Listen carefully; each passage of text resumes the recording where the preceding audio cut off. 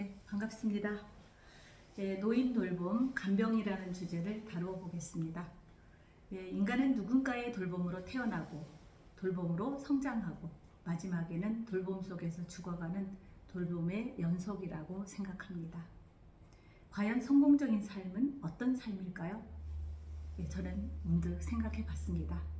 아이는 대소변 훈련으로 똥오줌을 가려서 부모를 기쁘게 하고요. 노인이 되면 또한 대소변을 잘 가려 국가와 사회, 자녀들 그리고 자신을 기쁘게 하고 돌봄으로부터 조금은 자유로워지지 않을까 생각해 봤습니다. 2022년 우리나라 노인 인구는 901만 8천 명으로 17.5%에 도달이 되어 있고요. 2020년부터 베이비부머인 55년에서 63년생이 721만인데요. 이 베이비부머가 노인 진입과 함께 2050년에는 37.3%로 세계 최고령 국가가 될 것입니다. 이웃나라 일본도 결코 자유롭지 않습니다. 일본의 현재 노인의 인구는 30% 정도이고요. 2021년에 100세 이상의 노인이 86,510명이라는 보고가 있습니다. 이들의 돌봄 시간이 남자는 9년, 여자는 12년이라는 통계가 있습니다. 노년은 일상생활의 문제로 돌봄을 피할 수 없는 과제이고요. 가족 부양의 책임의식은 점점 줄어들고 사회 부양은 점점 늘어나는 변화를 보이고 있습니다. 치매 부모 돌봄의 일일 간병 시간은 9시간 30분 정도입니다. 이 중에 3시간에서 4시간은 요양보호사의 도움도 받고 있지만 여전히 심각한 간병 부담으로 가족들은 지쳐가고 있습니다. 보건복지부 노인 실태 조사에 의하면 노인 돌봄의 돌봄자 역시 딸이 주 돌봄자로 변화되고 있고요. 부모도 딸의 도움을 가장 선호하는 것으로 결과가 나타났습니다. 돌봄자의 성별로는 당연히 여성이 82%, 남성이 한 18% 정도의 성별의 형태를 보이고 있습니다. 가장 문제가 되는 치매 관리 비용요. 2022년 치매중앙센터 보고에 의하면 22조 원이라고 하는 막대한 비용으로 국가와 가족 모두에게 엄청난 부담이 되고 있습니다. 간병비 형태를 볼 때 유급 간병비, 가족 간병비, 사적 간병비 모두가 2008년에는 3조 6,550억 원이었어요. 그런데 10년 뒤인 2018년에 8조 240억 원으로 2배 반이나 늘어났고요. 또 이러한 사적 간병 수요도 2008년에는 5,774만 명이었다면 10년 뒤인 18년에는 8,944만 명으로 이렇게 2배에 가까운 또한 수적인 변화를 보이고 있습니다. 이러한 간병비를 하루 1간병비로 또한 계산을 해보니 1간병비 또한 2008년에는 하루에 52,000원, 그 다음에 10년 뒤인 18년에는 73,000원이고요. 21년에는 88,000원으로 월 300만원 가까운 비용으로 간병비가 소요되고 있는 실정입니다. 이 300만원은 직장인 1인의 한 달 급여에 가까운 비용으로 가족의 부담은 점점 큰 고통으로 인식되어지고 있지요.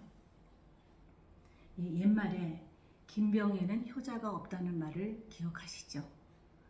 이렇게 노후의 가장 큰 위험인 가족 간병 탓에 직장을 포기하는 간병 파산, 결혼을 할 수 없는 간병 독신, 또 결혼 생활을 유지할 수 없는 간병 이혼, 간병 살인, 간병 자살까지 총칭하여 간병 지옥이라고 말할 수밖에 없는 그런 상황입니다. 일본의 경우 간병 살인이 연간 40에서 50건이 매년 발생이 되고 있습니다.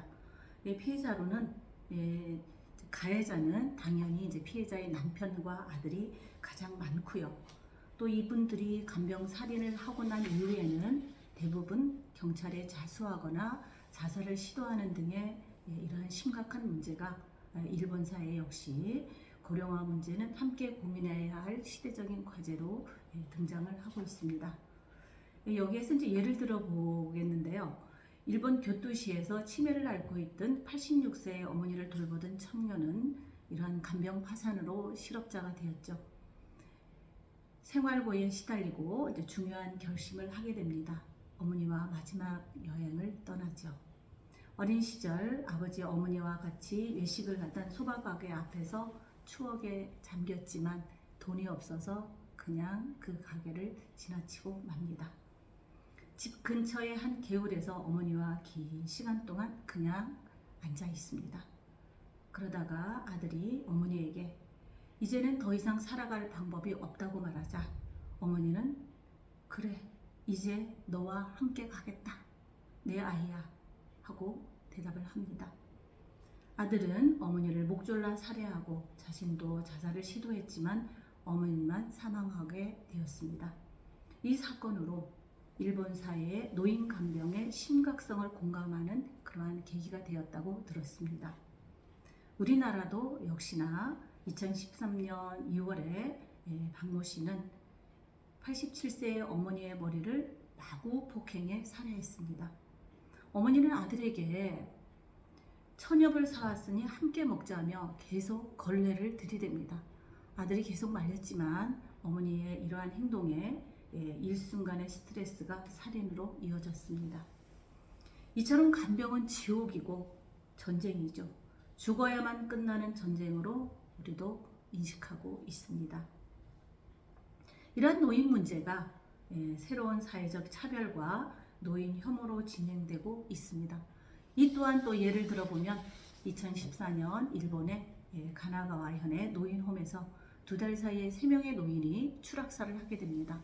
그래서 경찰은 이 추락사를 조사하던 중에 저렇게 높은 난간에 어떻게 어르신들이 올라갈 수 있었을까 하는 의문 속에서 집중적으로 조사를 하니 그곳에 있는 직원이 이 어르신들을 마구 말 그대로 집어 던진 이러한 사건이었습니다. 또 2년 뒤에 또 7월에 한 시설에서 무려 40명이 흉기에 찔리는 또한 사고가 전 세계적으로 보도가 됐습니다. 그 자리에서 19명이 사망을 하였고요. 범인 역시 사회에 도움이 되지 않는 사람들을 제거하는 것이 무엇이 잘못이냐고 도리어 경찰관에게 반문을 합니다. 이렇게 노인에 대한 차별, 노인에 대한 혐오들은 계속 사회적으로 이어지고 있죠. 또 마지막으로 요코하마의 한 노인병원에서 3개월 동안 48명의 노인이 사망을 합니다. 워낙 중증도가 있는 어르신들이 사망하였기에 이런 직원들은 별다른 의심을 하지 않았죠. 그러다가 사망 소식을 들은 보호자가 병원에 와서 보니 링거 안에 거품이 바글바글 있는 것을 발견하고 이것을 경찰에 의뢰를 하게 됩니다. 그래서 조사한 결과 그 링거 안에는 계면활성제, 즉 우리가 알고 있는 세제가 들어있었던 거죠. 그래서 잡혀진 2년간의 수사 끝에 범인이 잡혔습니다. 31살의 코보키 야요미라는 간호사입니다. 이제 그녀가 말하기를 내 근무 중에 사망환자가 발생하면 굉장히 힘들다. 보호자에게 연락해야 되고 사망 당시에 해야 될 간호 처치가 많으니 이미 사망이 예상되는 이러한 대상자에게 미리미리 링거 안에 계면활성제를 주어서 사망하게 만들었던 그런 끔찍한 사고들이 연이어지고 있습니다. 일본도 언제부터인지 노인에 대한 관용이 사라지고 있는 슬픈 사회가 되고 있죠. 자, 여기에서 개미의 작가로 알려진 프랑스 소설가 베르나르 베르베르의 단편 소설 황혼의 반란을 소개하고자 합니다. 프랑스 정부는 70세 이상의 노인에게 의료 혜택을 제한하는 정책을 실행합니다. 정말 슬픈 이야기가 계속되고 있는데요. 70세 이상은 소염제 지급을 제한한다. 80세 이상은 치과 치료를 중단한다. 85세 이상은 위장치료, 소화제를 중단한다. 90세 이상은 어떠한 진통제 처방도 중단한다. 100세 이상의 노인에게는 어떠한 무료 의료 서비스도 금지한다. 정말 끔찍한 정책이죠. 70세가 되면 CDPD라는 대원이 그물을 들고 집으로 찾아옵니다. 찾아와서 노인을 강제로 버스에 태워 평화와 요양 안정센터라고 하는 곳에 입소시킵니다. 이 소설 중에 반노 캠페인으로 TV에 노인과 개가 등장합니다. 노인이 너무너무 배가 고파서 개밥을 훔쳐 먹으려고 하자 개가 으르르 하면서 도리어 노인에게 공격적인 태도를 보입니다. 보건복지부 포스트에는 65세는 괜찮아요. 70세요? 손해의 시작입니다. 이런 포스트가 붙어 있고요. 레스토랑에는 70세 이상 노인은 출입금지라는 안내문이 붙어 있습니다. 정부는 60세 이상의 노인에게 노동을 금지한다. 자녀들에게도 부모의 지원을 금지하라. 이러한 정책이 펼쳐집니다. 평화와 요양 안정센터에 입소된 노인들은 독감 백신이라고 포장된 독감 바이러스 주사를 맞게 됩니다. 노인도 알고 있습니다. 죽음의 주사라는 것을요. CDPD 대원의 눈을 차갑게 쏘아보며 노인은 너도 언젠가는 노인이 될 게야 하며 죽어갑니다. 물론 소설이죠. 이것은 그렇지만 가슴이 찡한 울림이 오는 슬픈 이야기입니다. 자, 이렇게 돌봄이 모두에게 부담이 된다면 노인 스스로의 셀프 케어가 답일까요? 우리 모두에게 질문해 봅니다. 노인 돌봄이 비용과 관리가 문제라면 노인 스스로 관리가 가능하다면 국가도 사회도 가정도 노인의 장수를 문제 삼지 않을까요? 황혼의 반란 중에 이런 또한 내용이 있습니다. 우리를 활용할 생각을 하십시오. 우리를 존중해 주세요. 우리를 사랑해 주십시오. 노인들은 아기들을 돌볼 수도 있고 뜨개질을 할 수도 있습니다. 다리미질이나 요리도 할 수 있습니다. 시간이 많이 걸려서 젊은이들이 싫어하는 모든 일을 우리는 아직 얼마든지 할 수 있습니다. 우리는 시간이 흘러가는 것을 두려워하지 않기 때문이죠. 노인을 배척하는 법을 철폐해 주세요. 우리를 제거하기보다는 목매인 소리로 Please, please 우리를 활용할 생각을 하십시오 라고 눈물 어린 호소를 합니다. 자, 이제 결론을 맺고자 합니다. 100세 시대라고 하는 이 시대의 노년의 삶을 정리해 봅니다.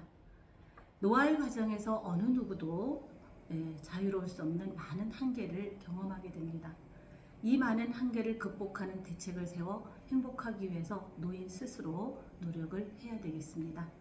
걸을 수 있고요. 운전할 수 있고요. 사랑할 수 있고요. 대소변을 스스로 관리할 능력을 키워서 간병이라고 하는 이 엄청난 돌봄, 부담으로부터 자유로워지는 것입니다. 또한 행복하기 위해 스스로 즐기는 능력을 키워가는 과제를 풀어가면 어떨까요? 여러분, 감사합니다.